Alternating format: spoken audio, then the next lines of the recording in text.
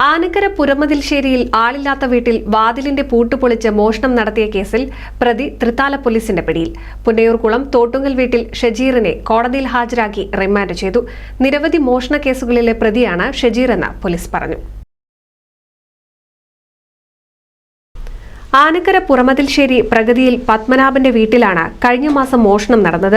വീട്ടുകാർ കുടുംബ വീട്ടിലേക്ക് പോയ തക്കം നോക്കിയായിരുന്നു പ്രതി മോഷണത്തിനായി എത്തിയത്. പരാതിയെ തുടർന്ന് തൃത്താല പോലീസും വിരലടയാള വിദഗ്ധരും ഡോഗ് സ്ക്വാഡും സ്ഥലത്തെത്തി പരിശോധന നടത്തിയിരുന്നു. വീടിന്റെ പുറകുവശത്തെ ഗ്രില്ലിലെ പൂട്ട് തകർത്ത് അടുക്കള വാതിലിന്റെ പൂട്ട് തകർക്കാൻ ശ്രമം നടത്തിയിരുന്നു. ഇത് ബലം കാണാതെ വന്നതോടെയാകാം മുൻവശത്തെ വാതിൽ തകർത്ത് അകത്ത് കടന്നിരിക്കുന്നതെന്നാണ് നിഗമനം. വീട്ടിൽ വിലപിടിപ്പുള്ളതൊന്നും സൂക്ഷിച്ചിരുന്നില്ലെന്ന് വീട്ടുകാർ പറഞ്ഞു.